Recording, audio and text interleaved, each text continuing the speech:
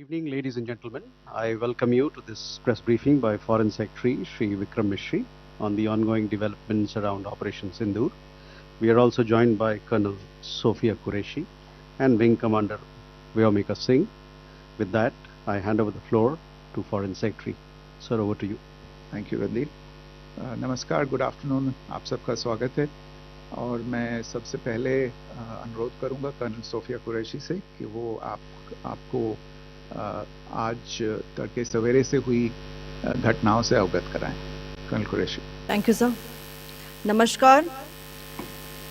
8 से 9 मई 2025 की मध्य रात्रि को पाकिस्तानी सेना ने सैन्य बुनियादी ढांचे को निशाना बनाने के इरादे से पूरी पश्चिमी सेना पर भारतीय वायु क्षेत्र का कई बार उल्लंघन किया।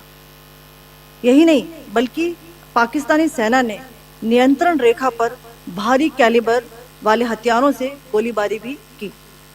अंतर्राष्ट्रीय सीमा और नियंत्रण रेखा पर लेह से लेकर सर क्रीक तक 36 स्थानों पर 300 से 400 लगभग ड्रोनों का इस्तेमाल घुसपैठ का प्रयास करने के लिए किया गया। भारतीय सशस्त्र बलों ने काइनेटिक्स व नॉन काइनेटिक साधनों का उपयोग करके इनमें से कई ड्रोन्स को मार गिराया। इतने बड़े पैमाने पर हवाई घुसपैठों का संभावित उद्देश्य वायु रक्षा प्रणालियों का परीक्षण करना और खुफिया जानकारी इकट्ठा करना था। ड्रोन के मलबे की फोरेंसिक जांच की जा रही है। प्रारंभिक रिपोर्ट्स से पता चलता है कि वे तुर्की के असीस गार्ड सोंगर ड्रोन्स हैं। इसके उपरांत रात में पाकिस्तान के एक सशस्त्र यूएवी ने भटिंडा सैन्य स्टेशन को निशाना बनाने की कोशिश भी की, जिसे पकड़ा गया और उसे निष्क्रिय कर दिया गया। पाकिस्तानी हमले के जवाब में पाकिस्तान में 4 हवाई रक्षा स्थलों पर सशस्त्र ड्रोन्स लॉन्च किए गए। इनमें से एक ड्रोन एडी रडार को नष्ट करने में सक्षम रहा। पाकिस्तान ने जम्मू कश्मीर के तंगधार, उरी, पुंछ, मेंढर, राजौरी, अखनूर और उधमपुर में भारी कैलिबर आर्टिलरी गन और सशस्त्र ड्रोन्स का उपयोग करके नियंत्रण रेखा के पार गोलीबारी भी की, जिसके परिणाम स्वरूप भारतीय सेना के कुछ जवान हताहत हुए और घायल हुए। भारतीय जवाबी कार्रवाई में पाकिस्तानी सेना को भी बड़ा नुकसान पहुंचाया गया। इसके अलावा पाकिस्तान का गैर जिम्मेदाराना व्यवहार फिर से सामने आया। 7 मई 2025 को रात 8:30 बजे एक असफल अकारण ड्रोन और मिसाइल हमला करने के बावजूद पाकिस्तान ने अपना नागरिक हवाई क्षेत्र बंद नहीं किया। पाकिस्तान अपने नागरिक विमानों को ढाल के रूप में इस्तेमाल कर रहा है, जबकि उसे अच्छी तरह से पता है कि भारत पर उसके हमले से हवाई रक्षा की तीव्र प्रतिक्रिया होगी। यह भारत और पाकिस्तान के बीच अंतर्राष्ट्रीय सीमा के पास उड़ान भरने वाले अंतर्राष्ट्रीय उड़ानों सहित नागरिक विमानों के लिए सुरक्षित नहीं है। यहाँ स्क्रीन शॉट में पंजाब सेक्टर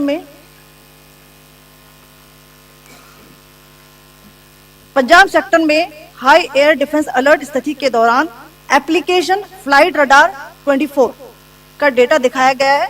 जैसा कि आप देख रहे हैं यहाँ पर भारतीय पक्ष का हवाई क्षेत्र घोषित बंद के कारण नागरिक हवाई यातायात से पूरी तरह से रहित है। कराची और लाहौर के बीच के हवाई अड्डे मार्ग पर नागरिक एयरलाइंस उड़ान भर रही है।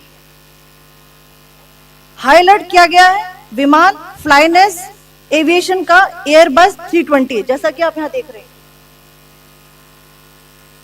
जो कि शाम को 5:50 बजे दमम से शुरू हुआ और रात को 9:10 बजे लाहौर में उतरा। ये सारा डिटेल्स आप यहां देख रहे हैं, ये डिटेल्स यहां लिखा हुआ है। Can you see this?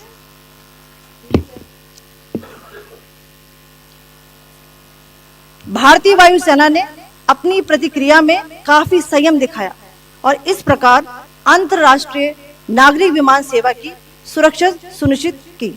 धन्यवाद। जय Hind. So, good afternoon to you all. On the intervening night of 8th-9th May 2025, Pakistan military carried out multiple violations of Indian airspace along the entire western border with an intent to target military infrastructure.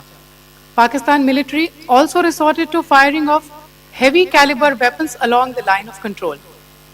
Along the international border and line of control, drone intrusions were attempted from Leh to Sir Creek at 36 locations with approximately 300 to 400 drones.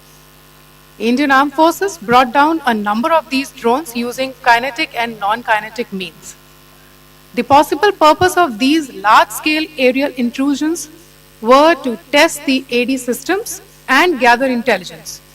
Forensic examination of the drone debris is being undertaken.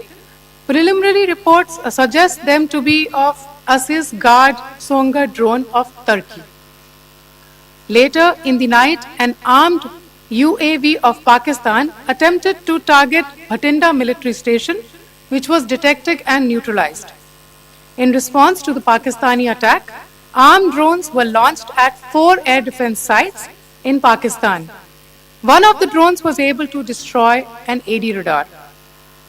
Pakistan also carried out artillery shelling across the line of control using heavy caliber artillery guns and armed drones at Tangdhar, Uri, Poonch, Mendhar, Rajouri, Akhnur and Udhampur in Jammu and Kashmir area, which resulted in some losses and injuries to Indian Army personnel. Pakistan Army also suffered major losses in Indian retaliatory fire. Additionally, Pakistan's irresponsible behavior again came to fore. Pakistan did not close its civil airspace despite it launching a failed unprovoked drone and missile attack on 7th May at 8:30 hours in the evening. Pakistan is using civil airliners as a shield, knowing fully well that its attack on India would elicit a swift air defense response. This is not safe for the unsuspecting civil airliners, including the international flights which were flying near IB between India and Pakistan. The screenshot we just showed and we shall share with you, it shows the data of the application Flight Radar 24 during a high air defense alert situation in the Punjab sector. As you have seen, the airspace on the Indian side is absolutely devoid of civil air traffic due to our declared closure. However, there are civil airlines flying the air route between Karachi and Lahore. Amongst the other civil aircraft that you can see, we have highlighted an aircraft which is Airbus 320 of Flynas Aviation, which was originated from Dammam at 1750 hours and landed later at Lahore at 2110 hours in the night. Indian Air Force demonstrated considerable restraint in its response, thus ensuring safety of international civil carrier. Thank you, Colonel Qureshi, Wing Commander Singh. I have just a few points to share in addition. कल रात की पाकिस्तानी सेना की कायरतापूर्ण गतिविधियों से आपको colonel Qureshi और विंग कमांडर सिंह ने पहले ही अवगत करा दिया गया है. These provocative and escalatory actions that were taken by Pakistan last night were targeted at Indian cities and civilian infrastructure, in addition to some military targets. The Indian Armed Forces responded proportionately, adequately and responsibly. ये जो हमले हुए कल रात को भारतीय सैन्य इकाइयों ने पर्याप्त रूप से और एक जिम्मेदाराना रुख अपनाते हुए इन हरकतों का उत्तर दिया. What I want to underline is that the official and blatantly farcical denial of these attacks that Pakistan carried out by the Pakistani state machinery is yet another example of their duplicity and the new depths that they are plumbing in their quest for disinformation. The other point in the same vein is Pakistani claims that they did not target or attack any religious places. You would recall that yesterday I shared with you an incident related to the attack on a Gurdwara in Poonch. Instead of owning up to these attacks, Pakistan made the preposterous and outrageous claim that it was the Indian Armed Forces and the Indian Air Force that was targeting cities like Amritsar and trying to put the blame on Pakistan. This is nothing but a desperate attempt by Pakistan to disown its acts of aggression, but it is also true to type in its effort to deceive and mislead the world. It will not succeed. The Gurdwara in Poonch in particular was attacked by Pakistan, and some local members of the Sikh community, including a Ragi of the Gurdwara, lost their lives in this incident, as I shared yesterday. TV पर आप इस हमले के चित्र देख सकते हैं. In addition, that we would attack our own cities is the kind of deranged fantasy that only the Pakistani state can come up with. Perhaps they do it because they are well versed in such action, as their history would show. The last point I wanted to make this evening is again this disinformation that is coming from Pakistan about India targeting the Nankana Sahib Gurdwara through a drone attack. This is again yet another blatant lie and part of Pakistan's disinformation campaign. As we saw in the Pahalgam attack, Pakistan is again trying desperately to impart a communal hue to the situation with an intention to create discord. Again, we are not surprised. India's steadfast unity in itself is a challenge to Pakistan. Let me stop there. I have time only for a few questions and be happy to try and answer them. First, I call Siddharth. Siddharth, please. Hi, sir. I'm Siddharth from Beyond. So this way. Siddharth, behind, please. The other Siddharth. Yes. Hi, sir. I'm Siddharth from CNN News 18. Sir, I only want to know from you the status of Kartarpur corridor. Is it open or not? If you can. I think you're all aware of the situation along the entire India-Pakistan border and the areas around the line of control. In view of the existing security scenario, the services of the Kartarpur Sahib corridor have been suspended till further directions. We'll update you as and when there is a change in the situation. So you have a question here, Rishabh? So, good evening, Rishabh from Times Now. So you spoke about religious places being hit in Jammu. There's another religious place which is Carmelite nun church that has been hit. What do you have to say about it, if you can explain that to us? Yeah, actually, we do have some information about this extremely regrettable and condemnable incident.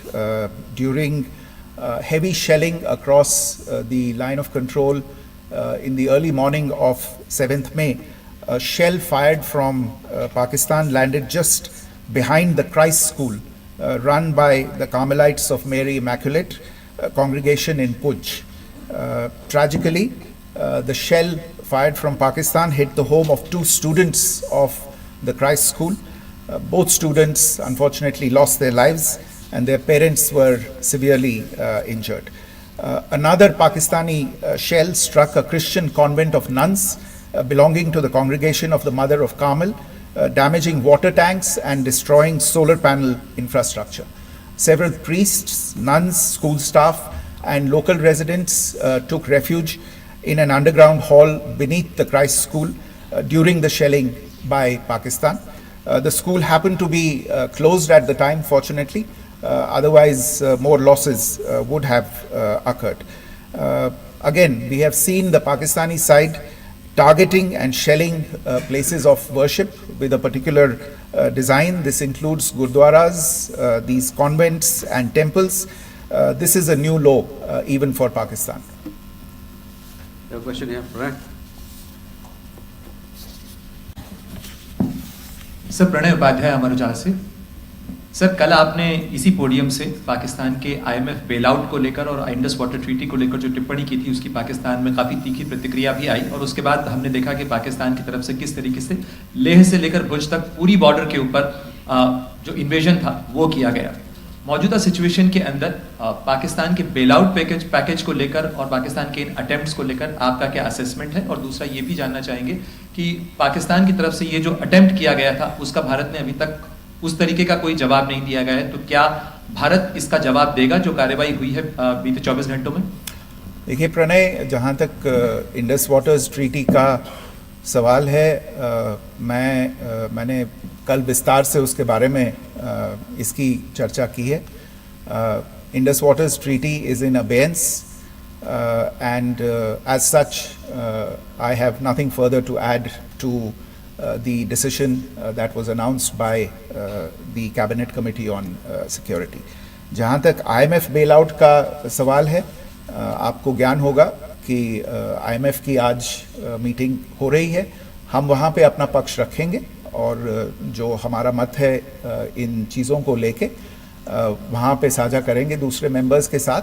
ये board पे निर्भर है कि वहाँ पे क्या निर्णय होता है।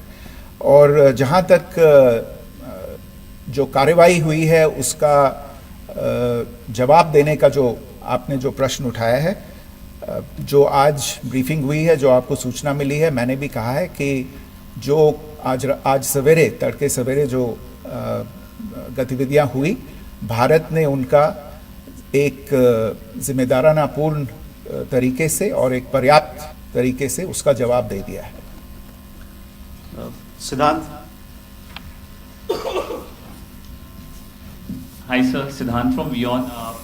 Sir, the External Affairs Minister has spoken to many of his counterparts around the world. Yesterday he spoke to the US Secretary of State Marco Rubio. So what were the key areas of conversations during that call?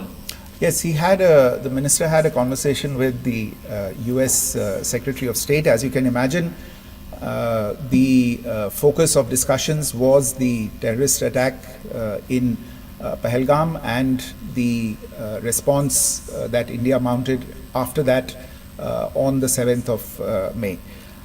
The Secretary of State shared his thoughts on these developments with the minister. The minister deeply appreciated the US's commitment to work with India in the fight against terrorism, and he also underlined the targeted measures that India had taken in connection with Sindoor.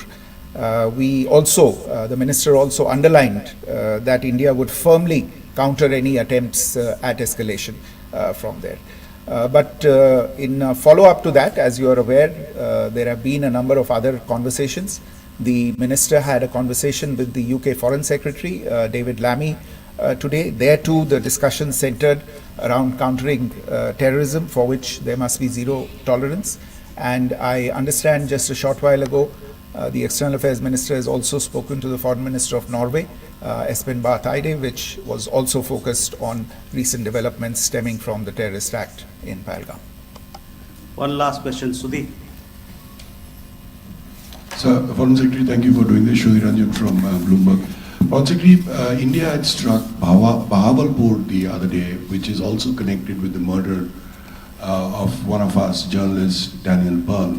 If you could give us an understanding of what exactly are the reports that you're getting. You're right. Bahawalpur is the headquarters of the Jaish-e-Mohammed terrorist group that is proscribed by the United Nations. Its leader, Maulana Masood Azhar, is a proscribed individual. It is, you brought up the connection with the tragic death or killing of Daniel Pearl of the Wall Street Journal. The Jaish-e-Mohammed was in some way directly or indirectly responsible for the death of Daniel Pearl. but the real connection is through Ahmed Omar Saeed Sheikh, the British Pakistani jihadi who was held in India but was finally released in 2000, and he was the person who lured Daniel Pearl to his eventually leading to his murder. So these are all obviously connected figures, connected individuals, connected institutions, and the attack on Bahawalpur, on that facility of the Jaish-e-Mohammed in Bahawalpur is, I would imagine, a fitting part of this unfortunate incident. Thank you all. Thank you, sir. With that, we come to the closure of this press briefing. Thank you very much.